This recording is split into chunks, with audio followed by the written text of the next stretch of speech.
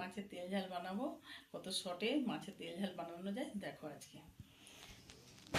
মাছগুলো প্রথমে রাখবো। প্লেটটা এইভাবে এরকম হয়ে গেছে কেন, এটাতে আমি মাছ রান্না করি।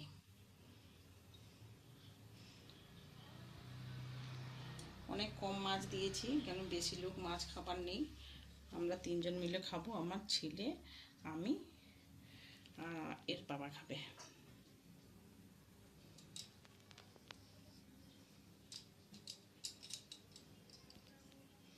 একটু হলুদ গুঁড়ো দিলাম,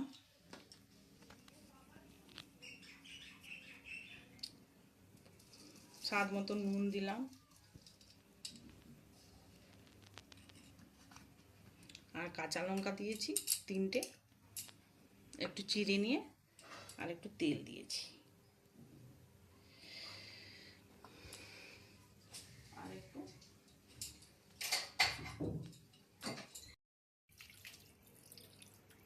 এটা আবার গ্যাসের মধ্যে বসিয়ে দেবো।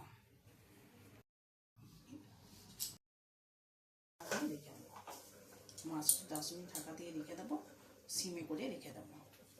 তারপরে আস্তে আস্তে ফুটতে থাকবে। এবার মাছটাকে খুলে দেবো, খুলে দিয়ে ধনে পাতাগুলো দিয়ে দেবো। ধনে পাতাগুলো দিয়ে দেবো একটুখানি।